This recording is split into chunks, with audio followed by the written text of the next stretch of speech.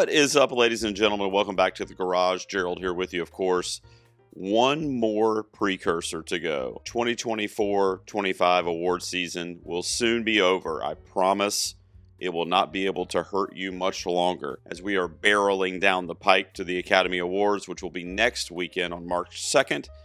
But before we can get there, the Screen Actors Guild is going to hand out their awards on the 23rd this Sunday. The SAG Awards always present the opportunity to kind of shake things up a little bit. They've been known to do that, especially in recent memory. Last year with a win for like Lily Gladstone at the SAG Awards for Best Actress when we thought Emma Stone had it in the bag.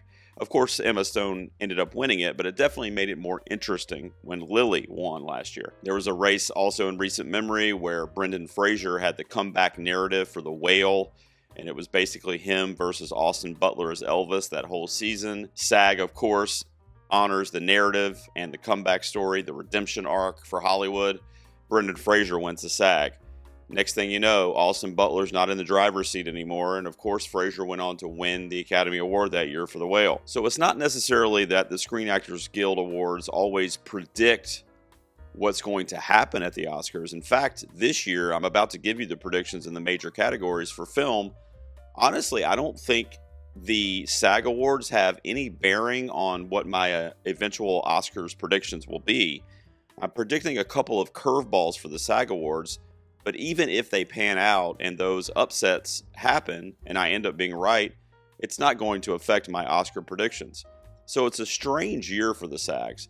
There's one category in particular where the SAGs could have a huge impact in how we feel going into Oscars night. Really just one, though, out of 6 major categories. So the SAGs usually have a little bit more of an impact to where whatever they do could shake up the race.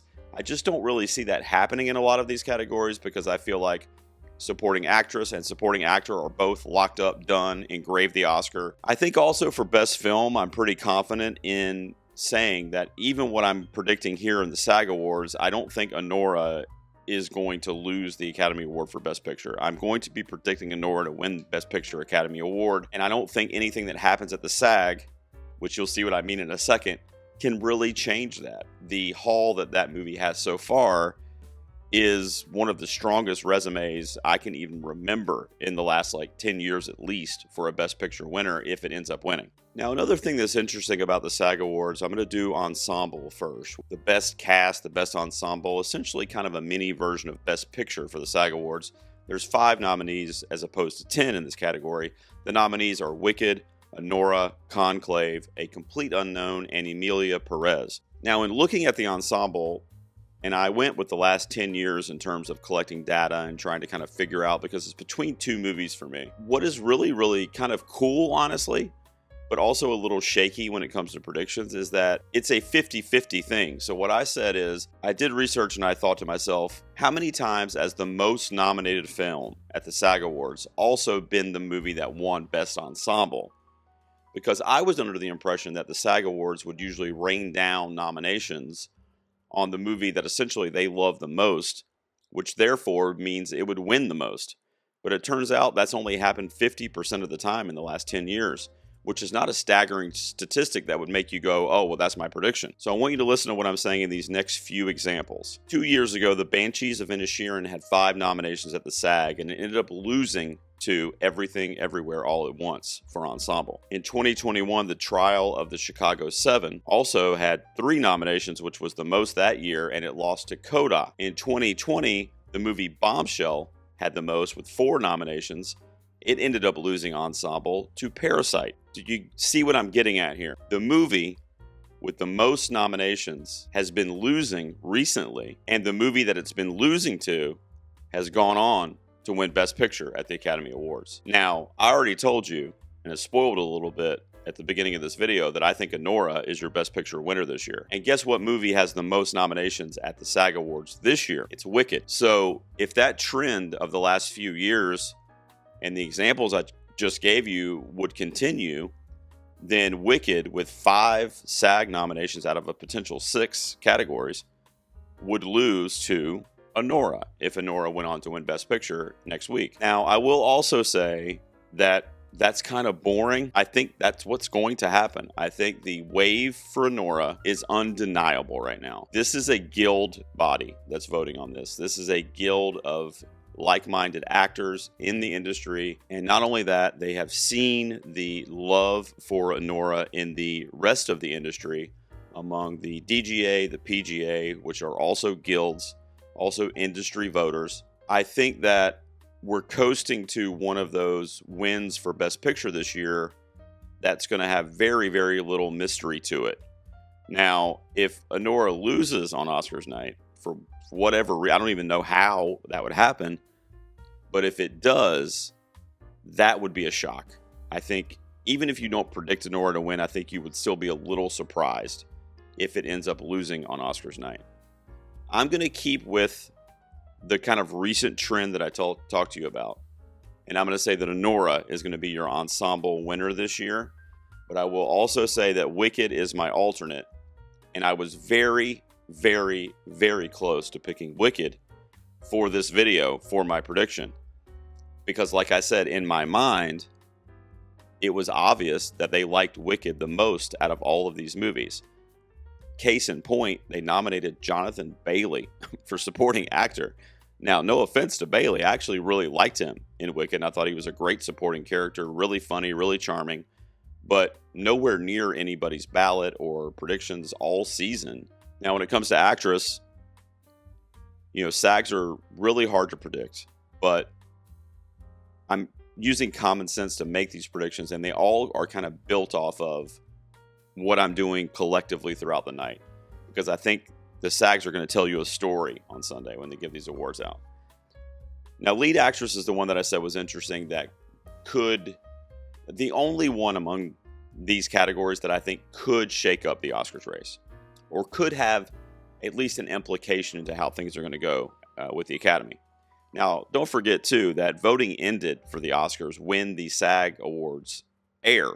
So the Academy voters, it's not going to matter who wins and who gives an amazing speech and cries and whatever, because they've already voted. So the speech and the reception to the speech in the public eye is not going to matter in terms of voting for the Oscars. However, we will have an indication for who is more vulnerable and whose performance is considered to be a little bit stronger, and even more so as an extension of that, which film is stronger. As I give you my prediction here for actress, the reason I'm not going to predict Mikey Madison here at the SAGs is because when I was doing my research, and also based on my memory of the SAGs, they love a narrative. They almost always go with the underdog narrative, whether it's a comeback story, a redemption arc, whatever it is. I mentioned Brendan Fraser is probably the most recent example.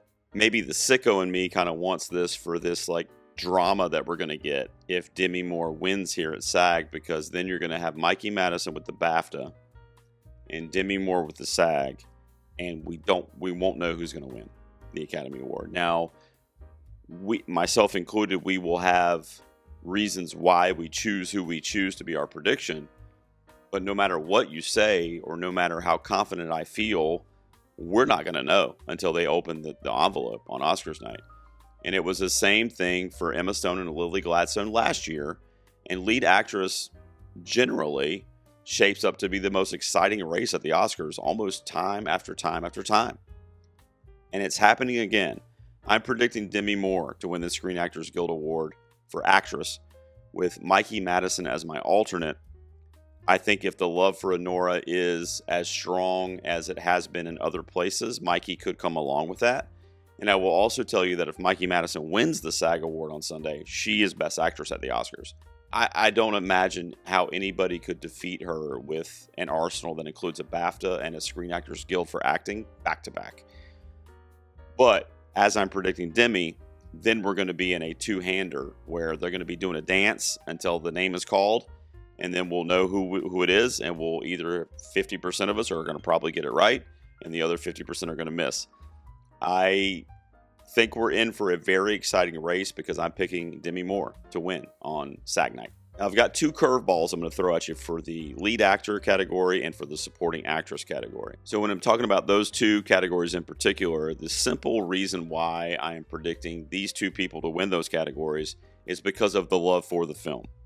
Now, I mentioned the ensemble win, and I was really close before I pressed record and before I started Googling some stuff to choosing Wicked on the merit of that's the movie they love the most. It got 5 out of 6 nominations. Guess what other movie at SAG got 5 out of 6 nominations and tied Wicked? That's A Complete Unknown. I think, first of all, that it's a travesty if Timothée Chalamet goes home this season empty-handed. He has not won a major televised event yet because Adrien Brody has been racking up. And like I said at the beginning of this video, even though some of these predictions are going to be somewhat bold, including this one, I don't think it will affect the Oscars race. I still think Adrien Brody is a 99.5% shoo-in for the Academy Award for lead actor. But on Sunday, I am going to predict the SAG to go to Timothée Chalamet for A Complete Unknown. A body of his peers, knowing what he did to prepare for the role, and also knowing, if they're paying attention to the industry and the other award shows, which I assume at least the majority of them are, knowing that Brody is getting what he's getting and thinking, probably like I'm thinking, that he's going to win the Academy Award for a second time. And Timmy's going to have to wait because Timmy's now becoming Leonardo DiCaprio Jr. or 2.0 here, which makes me nervous because it was 22 years between Leo's first Academy Award nomination until his first win for The Revenant. 22 years. If that happened to Timothée Chalamet when he got nominated for Call Me By Your Name in 2017, that was his first nomination. It would be 2039 before he would win an Oscar if he followed a similar path to Leonardo DiCaprio. And I don't think he's going to win the Oscar this year. I think he has a chance maybe even next year, as early as next year, for Marty Supreme. And frankly, for anything the guy does, because I think he's one of the best alive doing it. There's not a ton of narratives in the lead actor category this year. Timmy in and of himself is almost a narrative because of how much he's kind of getting passed over this season. And they know that if they've been following award season. So I think they're going to want to give him and give that movie that they loved 5 nominations. And I know film Twitter and a lot of people might not like that, the Letterboxd bros or whatever, but you can say whatever. The Screen Actors Guild loved A Complete Unknown. I mean, they nominated it literally everywhere that it was eligible. I mean, I guess it didn't get nominated for stunts, but that's about it. So I think this is where they're going to show up the most for that movie that they loved, A Complete Unknown. And I'm going to predict Timothée Chalamet to win the actor for the Screen Actors Guild. I am going to put Adrien Brody as my alternate, which is kind of a gimme. I was really close actually to putting Coleman Domingo as one of the, either the winner or the alternate, because he's sneaky and the Screen Actors Guild loves him. I mean, he is a beloved actor in Hollywood, in the industry. And sometimes that can be enough too, to kind of carry you over the top. So that wouldn't shock me for the same reasons, literally exactly the same reasons that I just gave you for Timothy. I'm going to pick Ariana Grande for supporting actress. The reason I'm going to do it is because they love Wicked just as much as they loved A Complete Unknown. They gave it 5 out of 6 nominations. Everything it was eligible for, it got nominated for. The only thing it didn't get nominated for on the SAGs was the lead actor category, because there is no lead actor, frankly, in that movie, technically. But it got, I mentioned Jonathan Bailey, which was obviously a long shot, but it got that. It got stunt ensemble, which, look, I mean, I know there's a lot of great stunts in the movie with the cable work and everything, but at the same time, like, how many action movies and horror movies and other stuff came out this year that was, frankly, a little more grandiose in terms of stunt performing?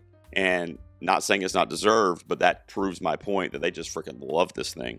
So where are they awarding Wicked? What award is it getting? Is it just getting 5 nominations and leaving empty? It could, but I'm going to choose to say that it doesn't. A Complete Unknown and Wicked got 5 nominations. That's a fucking lot. So I am choosing to believe that because they loved it that much, they're not going to let it leave empty-handed. For that reason, mainly, I'm going to give Ariana Grande a slight nudge here. I also think there's a possibility that Zoe Saldana could have a little bit of residual fallback from the Emilia Perez controversy. I don't think it would be enough to, put her out of contention like it would be for Gascon, for example. But I just wonder if that maybe took a handful of votes away from her and then they went to Ariana Grande. Of course, that's something I'll never know, but I don't see a world in which Ariana Grande should go home empty-handed for that performance. I really don't. And I think I'm not an actor, but I think the Screen Actors Guild must think that way, being actors, and knowing that her performance is as celebrated as it is, and they already love the movie. If you love the movie, you love Arrivo, you love Grande, you love the music, etc. I mean, you know, if you love Wicked, you love Wicked. And Ariana Grande is a huge piece of that movie. I'm going to pick her to win supporting actress. I'm going to do it. I don't think she's going to win the Oscar. And when I get to those predictions, even if she wins this on Sunday, which obviously I hope she does, I'm not going to pick her to win the Oscar. I think Zoe Saldana is too strong going into the Academy Awards. And I mentioned that on my most recent power rankings. Zoe Saldana, which is an easy one, is my alternate. The category is a little thin after that, although they did love A Complete Unknown. So Monica Barbaro, is a sneak attack, but I don't think it's going to happen. I think it's Ariana Grande with Zoe Saldana waiting in the wings if it doesn't pan out. Supporting actor is probably the easiest category, and I'm talking about across the whole season. It's Kieran Culkin. I mean, could the Screen Actors Guild do something different here? Just like I said with lead actor, they didn't give. In my opinion, they're not going to give it to Brody there. They're going to give it to Chalamet because of The Complete Unknown. They could do something similar here. They could not give it to Culkin and give it to Edward Norton because of The Complete Unknown and the love for that movie. However, I think that in that scenario, I don't think it's going to happen with both. It could happen with either or, and I could end up being wrong, and it could be the other way around. I don't think it's going to happen with both, though. So I already picked Brody to lose to Chalamet. So I think Chalamet is going to be the representation for A Complete Unknown on SAG night. So for that reason, I think Kieran Culkin continues his sweep, and I think he's going to win here. I think Norton is the number 2, most likely. He'll be my alternate, but I would be really surprised if Kieran Culkin didn't add another notch on his chalkboard at home if he's collecting wins. Stunt ensemble is the last one that we'll go over. I think it should be Dune Part 2, and it might be. I think the SAGs are going to do some weird shit. I get a sense that Dune Part 2 is being undervalued among the industry. I just do. I mean, you could look at the Academy Award nominations, the MIA for Denis Villeneuve, for example. Hans Zimmer not being eligible for score when other scores that frankly followed basically the same protocol got in. It's just being undervalued and not looked at as fondly as I think maybe the general public and the critical community thinks of it in the industry. Could that bleed over to an award like Stunt Ensemble? I think so. I think you're looking at a win for The Fall Guy here. I really do. I think that because of the undervaluing of Dune Part 2 and because of the fact that The Fall Guy was a movie that essentially was made be an homage and a bit of a love letter to the stunt community right at the time when there's this rallying cry to have a stunt category at the Oscars and to recognize the folks that do that stunt choreography. And I think that The Fall Guy is a movie that is a perfect poster child for that kind of movement. And actors are all about that shit, man. I mean, they have stunt people doing stuff for them every single production they work on, And I think that they probably are going to respond to The Fall Guy for that narrative and for that reason. I think Dune Part 2 is the obvious answer, so it's going to be my alternate, but I really didn't know what to do here. I'm going on a hunch and a feeling, and I'm not hope-dicting, because if I was hope-dicting, I would pick Dune Part 2, because that's one of my favorite movies of the year. So, like I said, Dune Part 2 should really win this, but I'm trying to make a prediction of what the SAGs will do, not what I would do. So I think they're going to pick The Fall Guy, and Dune Part 2 will be my alternate. There you go. Those are my quick predictions for the SAG Awards this Sunday. I'm going to do some kind of reaction to the award show. I might watch it and then piece together my reactions for you. Maybe put these predictions on the screen and put a giant red X on all the ones I fucked up, which may happen. I went on a limb with like Ariana Grande, Timothée Chalamet, and The Fall Guy, basically. I could miss some of the other ones too. I mean, Wicked could get ensemble. It really could. I just think that stat of the Best Picture winner for the Oscars beating out the most nominated SAG movie pre-Oscars was a pretty staggering statistic over even the last 5 years even. So I stuck with that kind of trend that we've been seeing, but that's what I'm going with. And the other thing I just want to remind you guys, I'm going to do my Oscar predictions probably at the end of next week, a couple days before the Academy Awards. And what I just gave you for the SAGs, none of that affects my predictions. None of it. The only one that might affect my predictions in some way would be if Demi Moore wins, which of course I predicted. So if that happens, then I'm going to go from Because right now I'm 100% Mikey. And if Demi wins the SAG, I'm probably going to drop down to like 65 or 70% Mikey. So then I have to go, how much of the narrative for Demi is going to play in with the Academy? And then I'll start playing that game. But if Mikey wins the SAG, which I would love to be wrong, and if she wins the SAG, that's it. She's got the Oscar. So we'll see what happens. What did you guys think of my predictions? Please let me know down below. Are you going to be watching the SAGs? Who do you hope walks away with a Screen Actors Guild Award? Is it going to be Ariana? Is it going to be Timothy? Am I going to cry myself to sleep when they both lose again? Tell me in the comments. I know you will. I'll see you guys out here next time when I react to the SAG Awards and the actual results in the garage.